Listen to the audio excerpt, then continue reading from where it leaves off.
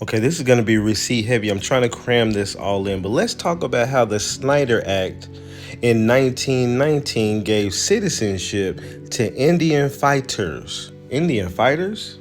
Well, yes, it did, because in 1924 they passed the Snyder Act, but you didn't know it was called the Snyder Act. You thought it was just Native Americans getting citizenship. But stay with the video. I'm going to show you how these Indian schools were sending people to war after training them in the actual schools. While at the same time, black Indians were going to Indian schools, but they weren't being taught military drills. So what is the Snyder Act? Let's look and see what the Snyder Act is in 1919 that they're having in newspapers. It says one of Mr. Snyder's first acts after he became chairman of the Indian Committee was to introduce a bill making each of the 15,000 Indians who fought in the last war full citizens of the United States. At least 5,000 of these Indians were in Oklahoma at the time, the bill, blah, blah, blah, blah, blah. But notice it says you had to have fought in the war and you would gain citizenship. Now think about this. If they were giving citizenship to all the Indians who were left over who had not had it yet, because some people already had citizenship, then why did they put stipulations on it that you needed to have fought in the war?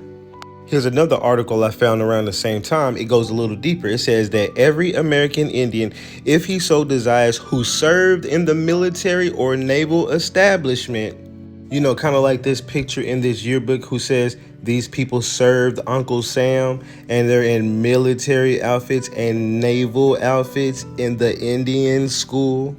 So again, that every American Indian, if he so desires, who served the military or naval establishment to the United States, that during the war against the Imperial German government, and he who receives or shall hereafter receive an honorable discharge, shall on proof of such discharge and after proper identification before a court of competent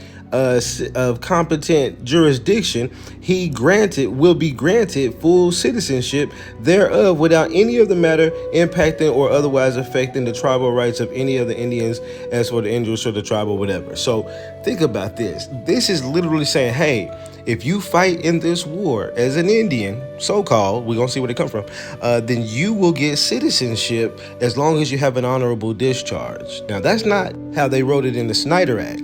The Snyder Act itself says, being enacted that the Senate of the House Representative of the United States in America and Congress assemble that all non-citizenship Indians born within the territorial limits of the United States be and are hereby declared to be citizens of the United States, provided that the granting of such citizenship shall not blah, blah, blah manner and blah, blah, blah. So it's not saying the stipulations in the actual act that they put out here in the public, but these stipulations were there.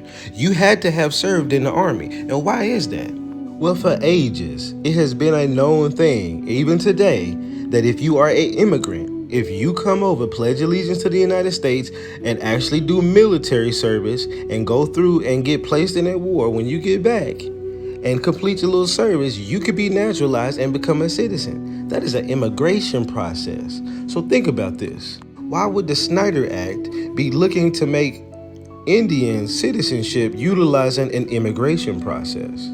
Well, if you were to Google it, the American Indian Citizenship Day is observed on June 2nd to commemorate the passage of the Indian Citizenship Act of 1924.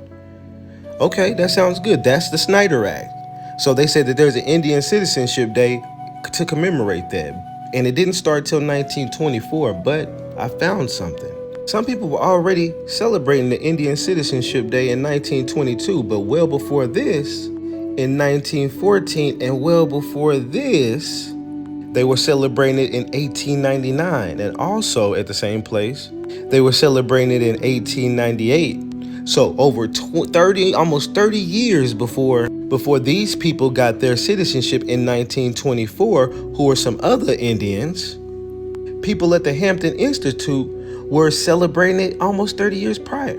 And it says the 11th annual celebration of the Hampton Institute this afternoon of the signing of the Dawes Bill, which gave Indians the right of American citizenship.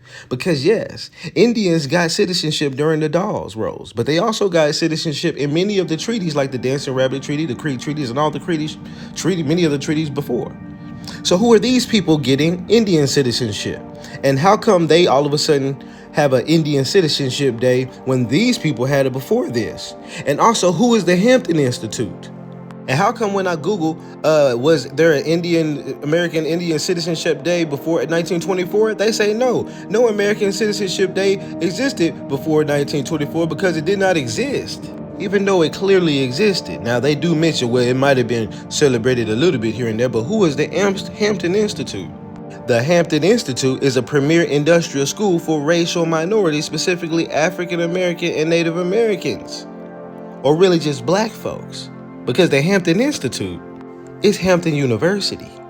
Yes, Hampton University was celebrating Indian Citizenship Day almost 30 years before these other people got their so-called citizenship. Remember, they didn't get the citizenship without having to prove that they fought in the war and had honorable discharge papers according to the Snyder Bill, which is why I showed you how in these yearbooks that were for the Indian schools at that time frame between 1900 and 1918, where World War I was going on, you see them training people for war. Even in the Navajo's yearbook, they're getting trained and calling them infantries. The last people called them battalions at the Carlisle. In these yearbooks, at that same time, they was holding up signs like this many times. And again, they were being congratulated for serving in the war, And you see them in military outfits and naval outfits. In the military schools, in the Indian schools, which basically are military schools, in their yearbook. And then they make lies like the one I'm about to let you listen before I tell you what this is. That hearing with her words. I remember seeing my mom crying as she stood and watched 6 of her 8 children being placed on a big green bus and taken to Fort Totten Indian Boarding School in Fort Totten, North Dakota. That image is forever imprinted in my mind and in my heart. Well, meet the Fort Totten school she's talking about and their band, dressed in full military garments.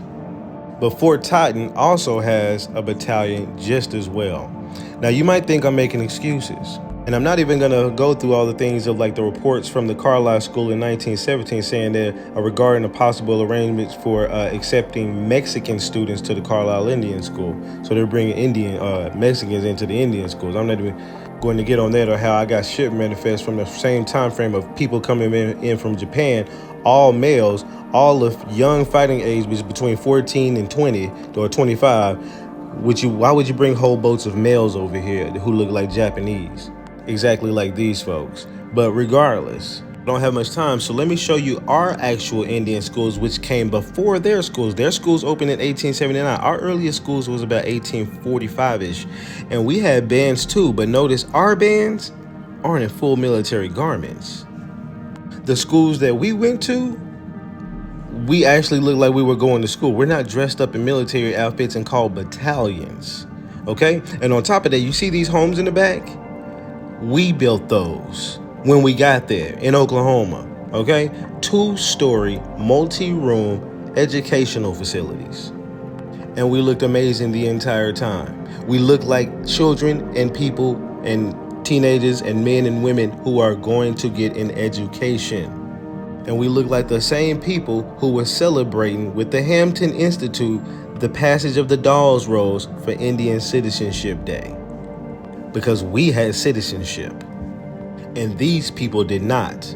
Now, I'm missing a lot of receipts in between here and there to try to prove. I got many different manifest records of people coming in from China, the Philippines. I actually look at their census records and actually figure out where their names came from, the ones who didn't get their names changed, because some people got English names because they changed their surnames because they didn't want us to track where they came from. They want you to think they changed their surnames in order for us to track them better when they were here in the United States. Makes no sense. But either way, there's a lot of this stuff that is corrupt.